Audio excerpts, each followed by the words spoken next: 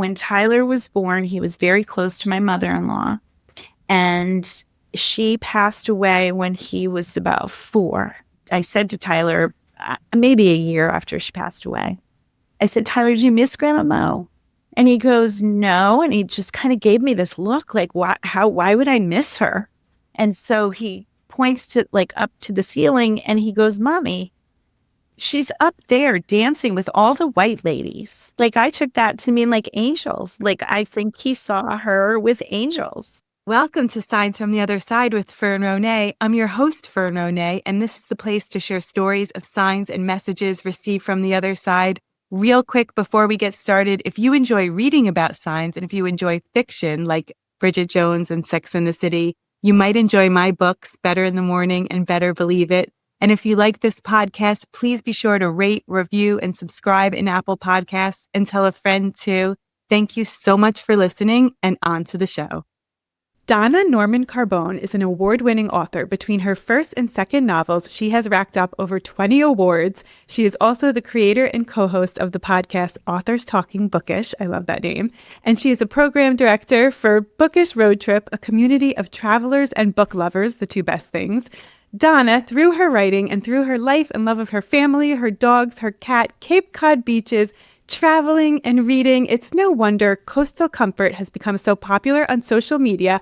I want to spend time with Donna. How could you not want to engage with Donna Norman-Carbone? Hi. Hi, thank you so much for having me. Of course. So I just finished All That Is Sacred, and it starts on a East Coast beach, and I feel like your whole vibe is like, I don't want to say cozy because we're in the book business, so cozy means something else, and you write compelling women's fiction. But there's this thing, and maybe it's just my algorithm, but there's this thing on social media about just coastal comfort and these like cottage core, like these cozy vibes. Did you grow up that way? You grew up in Connecticut? Going to Cape Cod? I did, yeah. I mean, I'm such a beach person. We have a boat that we go out on. I am just at home at the beach. Cape Cod is really actually my happy place. Yes. Although All That Is Sacred is set in Rhode Island, where I have been. I vacationed over the summer there. But every time I find that I go somewhere other than Cape Cod, I always think, oh, I love it here, but Cape Cod's really my happy place. It's the one place I go, when you go away on vacation and it's, and at the end of by the end of the week or however long it is, you're like, oh, it'll be nice to sleep in my bed again and just have the comforts of home. I never feel like that when I'm in Cape Cod. I'm always sad to go home. My tagline for this book is life tore them apart. Can death bring them together? Oh, I love it. And so it's about 5 friends who reunite after the death of one of their own. Yes. And this is inspired by the true event of you losing your friend, right? Yes. Yeah. Yes. Did she, so in the book, we won't give too much away. We certainly won't give too many spoilers, but it's okay to say that this one friend, the main character, Lynn, and we hear through her, she's the protagonist, she passes in a car accident. So it wasn't a sickness, which is also horrible and tragic, but it was really a shock. Yeah, it was very sudden. And that was the same with my friend Donna. She and I shared a name. Like Jules in the book. Yeah, exactly. That's why I had that kind of tandem. So Donna and I befriended each other when we were in Girl Scouts in 4th grade. And we're friends. We had kids at the same time. And she did pass away in her late 30s when she was in a car accident. It was very sudden, very tragic. And I just had a really hard time wrapping my mind around it. And a year earlier, another friend from a different group of friends asked you to go to a medium. Yes. So a friend from where I live now asked me to go to a medium because she had just lost her mother. And I am so into all of that. And so I jumped at the chance to go. She was hoping to be read to connect with her mother. But I was read instead. And the message came through was that I was going to have to, I should reconnect with my childhood friends because we were going to need each other. And it wasn't that, we didn't have fractures in our friendship the way the girls do in the book, but it was just, life gets in the way. She moved to Trumbull. I lived in Cheshire. We were raising our kids. We both had jobs. And so I really took that as an opportunity to kind of reconnect with my childhood friends. And so I told a different friend about this experience, and her response was, "That's awesome if you believe in that stuff. I really don't." And then a year later, she was the one to call me to tell me that our mutual friend had passed away. And she was like, "Donna, I keep thinking about that medium you went to." And so, yeah, sure enough. Wow. Wow. Yeah. So when you heard that message, did you think, oh God, like I hope nothing bad's going to happen? Or did you just take it as like, no, it's I good really to be just friends took it as, because, when you start to have kids and build a family, you build this different community with your kids, the parents of your kids' friends, and you kind of pull away from the friends that you've had forever. That was my case anyway.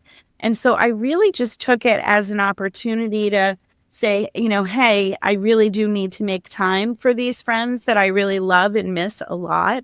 And so that was kind of my takeaway at the time. Yeah. And then, so you did reconnect with them and with this, including this Donna. Yeah. And so you Yeah. were able I to hang absolutely out did. before in that year Yeah. before. And when did the light bulb go off after she passed that it was like, oh God, I got that message? Or was it when that friend Really, pointed it when out? my friend mentioned it to me.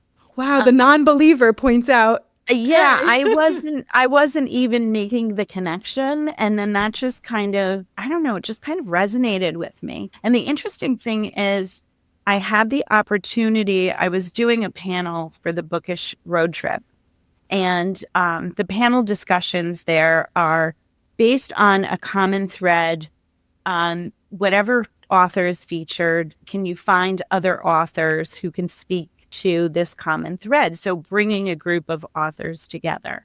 And so she asked me what she wanted my kind of common thread to be. And I wanted it to be, something spiritual, heavenly, that sort of thing. And so she said, "I don't really know anyone to invite to this episode. Do you?" And so one friend of mine had just recently put out a book about she had lost her husband. And so the book was about a woman who had just lost her husband, and she was just trying to kind of get the ground under her feet. And her husband kept visiting her and giving her messages. So that was one. And then I thought, you know what? I would love to have a psychic medium on this show. And so I'm a real shoot for the moon kind of person. So I thought, why not contact the psychic medium that gave me the message? So, and that was Suzanne Northrup. She's somebody who is very well known, who has written books and been on television shows.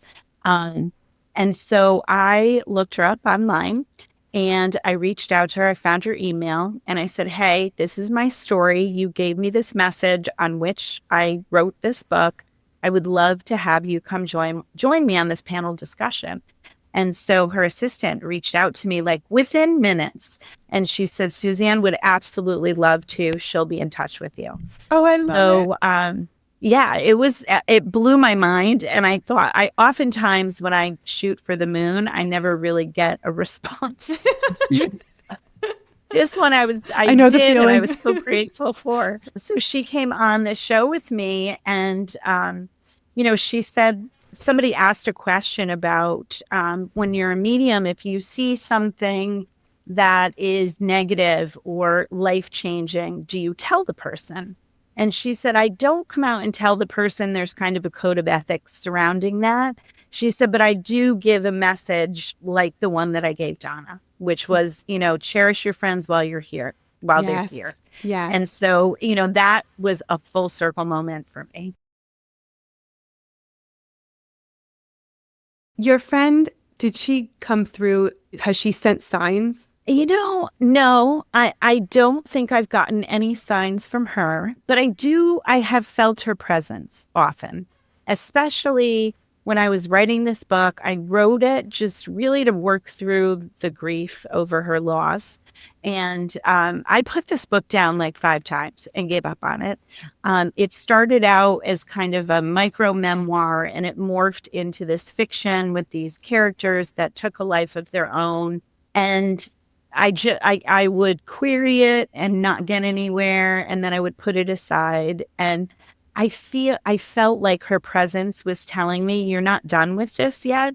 So I kept coming back to it. At one point, I hired a writing coach and worked with her. And then eventually, 10 years later, 10 years after I started writing it, I had it published. And we have the same publisher, and the president of the Yes. publishing company is named Lynn. Yeah. And Donna's character is named Lynn in the book. Yeah. Did you Yeah. have the name Lynn before you met our Lynn? I did. I did. What are the Yeah. chances of that? Of all I the know. names? I know. I feel all like this, all this Yes. kismet. Yes. I feel like Donna, aka Lynn, brought you to Lynn. She Yeah. encouraged you and got you there. Yes. Yeah. Without I a think doubt. so too. Would you say you are based on, and I hate to say based on because my characters, especially in my first book, the character is based on me, but she's immature. She does stupid things. I'm like, I don't want people to think that I'm this person, but Yeah. like, she's somewhat based on me. So are you Jules in the book who is writing a book? Would you say, is I that think, of the Fab Five, do you identify yeah, with her? I think the writer in me is similar to Jules, but we're different in so many ways. Yes. Yes. Yeah. Are the other characters, they call themselves the Fab Five, are they Yeah. based on somewhat on your friend group? The funny thing is I have a friend group of more than 5 people from high school. We did have a high school sorority, which does show up in the book. And so that was, kind of an homage. I like to say I have Easter eggs in the book that are like an homage to many of my friends. When it first came out, I had one of my high school friends call me up and she was like, okay, I'm trying to remember who you were friends with in high school. Who's who? And I said, there's not anybody who is anybody, although I did take like little nuances from some of them. Yeah, of course. And yeah, but I do that all the time. I do that with my other books as well. I take little pieces of my life, Right. and they show up in the book, but not in exactly the way that it lived out in my life. There's a dream visit. She visits her friend in a dream. Have you experienced anything like that? Yeah, I have had a lot of dreams. I keep all different kinds of journals. I keep a dream journal. For a while there, I would wake myself up in the middle of the night when I had a dream and I would jot it down. And many, many, many of my dreams have come to fruition later. And the funny thing is when you write a dream journal, everything seems so unreal and fragmented, like it's, it could not happen. Right. And then when you go back and read it years later, you can so easily make connections to different things that happened in your life, but Yes. not like immediately. I actually had a dream one time. My son had gotten outside and was in the pool, and I thought he was drowning. And so in the dream, I'm calling my friend Dana across the street, asking her to help me. And I woke up so frightened. It was one of the worst dreams I've ever had in my life. And then about 7 years later, my son was at a camp and 2 kids were like holding his hand. One was holding his hands, another one was holding his feet, and they were rocking him back and forth. And the lifeguard told them to stop. So the one who was holding his hands let go, and Tyler fell into the pool, hit his back on the side of the pool. They thought he might have broken his back. He went out for a minute. They had to give him, mouth-to-mouth resuscitation. They called me. It was so frightening. Tyler is fine. But after the fact, I'm thinking to myself, Like, was that a dream to prepare me for this? Right. And Right. I do think that we have dreams to kind of put us in a certain frame of mind. Yes. Well, this leads me perfectly to, it could also be past life things. So in a past life, you could have experienced either yourself in that terrible situation or someone you love, and it didn't go as well. And then this time you got to live it out. Like, you get a good result, but you have to work through this fear this time. Yes. Yeah. Which leads me to your current novel, which we're both have work in progress, whips, as we call them. And your work in progress is about past lives. Yes, and you went to a Brian Weiss workship. For anyone listening, I did. Many Lives, Many Masters. He is the expert. I know. So I would love to hear about your work in your whip and the workshop. Sure. Well, the workshop, I don't know. I kind of had an existential crisis in college, and I just didn't know like what to believe in terms of religion. My mother was Catholic. My father was Protestant. We never went to church, very seldom went to church. And when we did, it was like this big deal. Like everybody was like, oh, the Normans are here. And so, it became like shameful for me. I was embarrassed almost to go to church.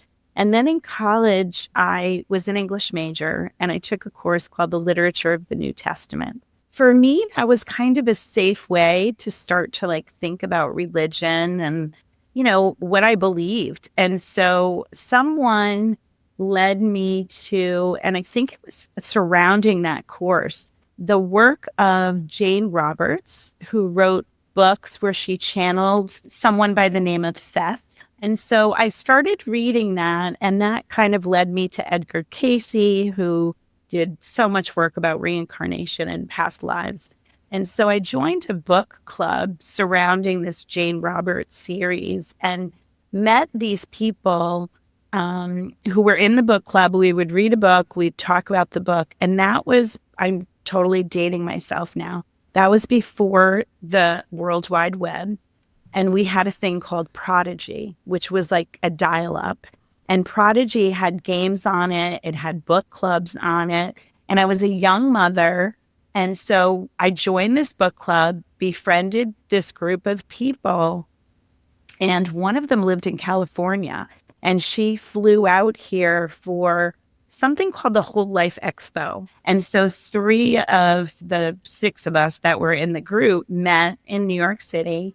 And we went to this Whole Life Expo, and that's where I learned about Brian Weiss. He had just released Many Lives, Many Masters. And so we went to a workshop, and that was my first past life regression that I've ever done. So yeah, he did a past life regression on us and told us, about his whole story and how he got into it. And it was just absolutely amazing. And it was like, mind blowing.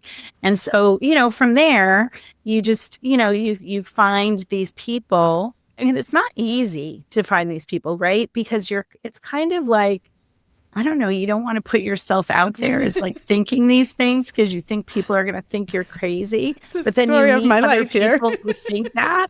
And you're like, oh my God, you're my people. We found our weirdos, I always say. Yes. I'm so curious. So you're sitting there when they do the past life regression. You're literally sitting in a chair with other people and you're all getting the regression at the same time. Mm-hmm. But everyone obviously has different past lives. So what came up for you? So I just thought I was in the arms of my mother. I felt like I was in the Middle East somewhere. I was in the arms of my mother very, very, very long time ago. And I was holding my hand out to my dad, and my dad's hand pulled away. It was like people were pulling him away from me. And that was it. Like that was the snippet. Right. Yeah. Do you have an affinity for the Middle East? I know you like to travel. You know what? I don't. I don't at all. Yes. You're like, I've been there, did that. Yeah. I want to see new places. I don't. Honestly, like my affinity is more to Europe and England for sure. Same. I feel like I've lived a past life in England for sure. When I went there, that was another place where I stepped foot off the plane and I felt like I'm home. Like this is home to me. Yeah. Is there a particular place in England that felt? You know what? I am a huge Emily Bronte fan. And I don't know if it's because I really like Wuthering Heights a lot or if I have some affinity, but definitely like Northern England, like Bronte country is the place where I just feel like I'm here. I'm back. Yes, you're back. It's Yeah. so funny. There's so, we're so separated in the world and we're so defined by where we're from and our religion and I love that. And I think Brian has said this. You've lived all of those lives. Like there are people right now who are racist against a certain race. In another life, you'll be that race. Yeah. In another life, you've been that race. Yes. So we really, when they say we're all one, we really are all one. We all come from the same place and get to try each other's experiences out. If only more people realize that. What is your work in progress? So my work in progress started out as a book. I called it the Bed and Breakfast Diaries.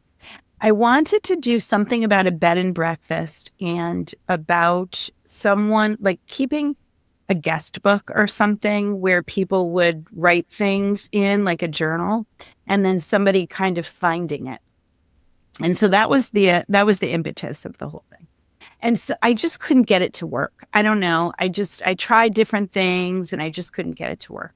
And I thought about Brian Weiss. I thought about, the story about taking someone back through regression therapy, or it was really just hypnosis at that time. It wasn't even regression therapy because it was the first time he had done it, and asked her to go back to the source of whatever fear it was. I think it was fire, if I'm not mistaken. And he said she started speaking in a different language.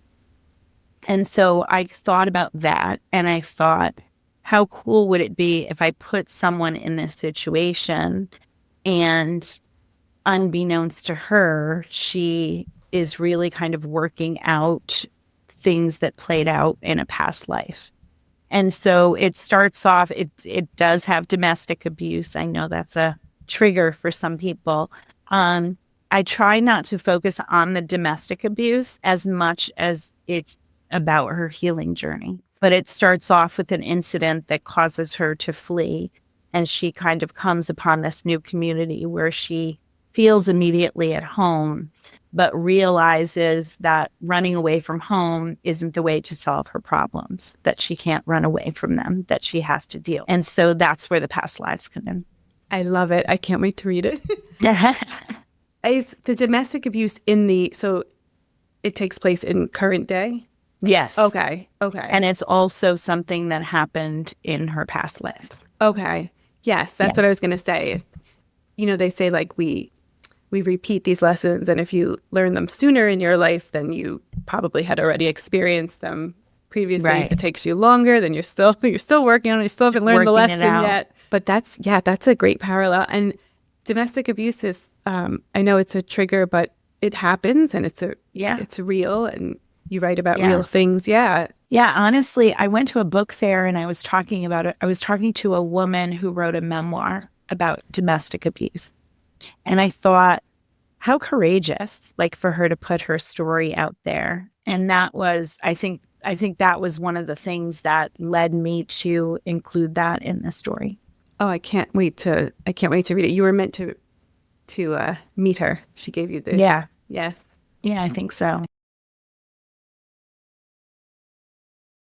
The next on my to be read is Of Lies and Honey. So can you describe that?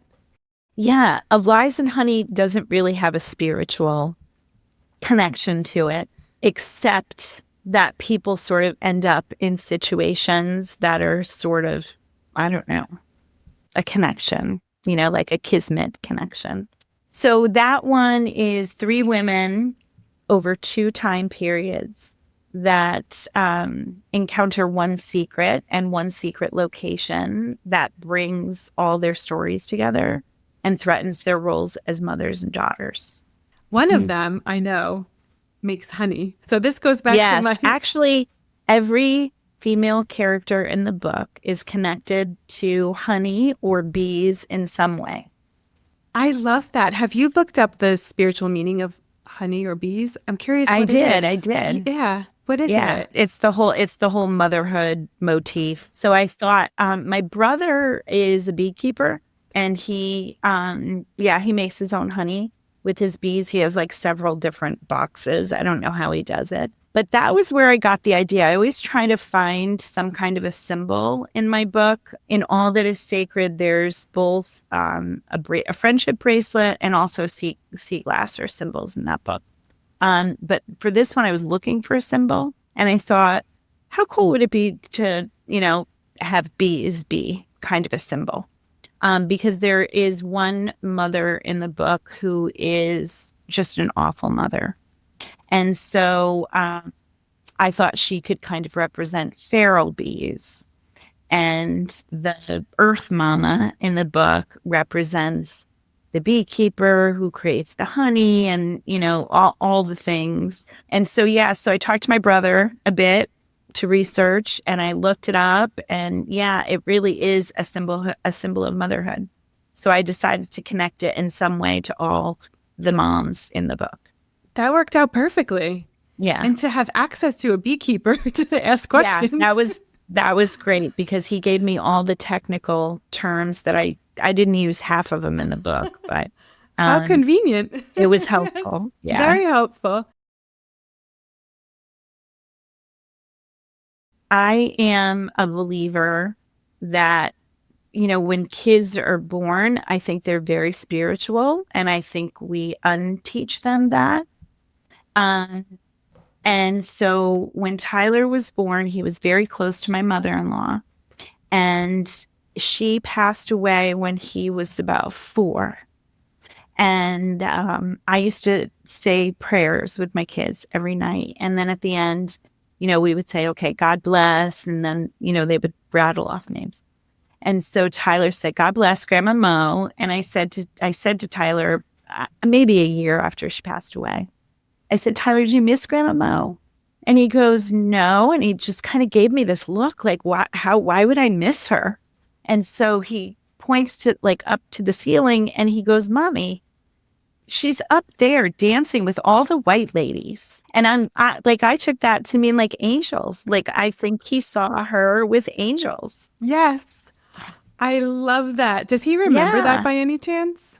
He does not remember that, but I have told him. Like he knows that happened. Yes, that's fantastic. And where can everyone find you and be comforted and love everything that you share?